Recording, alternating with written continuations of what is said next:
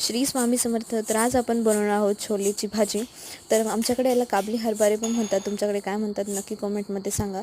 तर सर्वप्रथम इथे काबली हरभरे जे आहे ते शिजवून घ्यायचे. त्यानंतर पेस्ट बनवायची आपल्याला.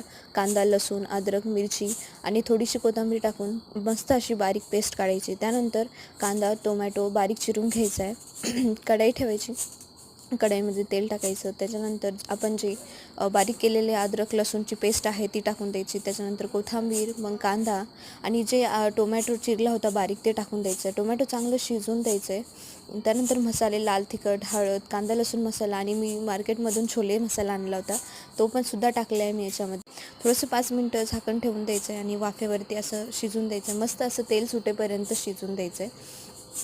ते आपण जे छोले शिजवून घेतले होते ते टाकून द्यायचे आणि मग त्याला थोडा वेळ परतून द्यायचं आहे चांगलं. आणि त्यानंतर पाणी टाकून द्यायचं आहे. रेसिपी आवडली असेल तर नक्की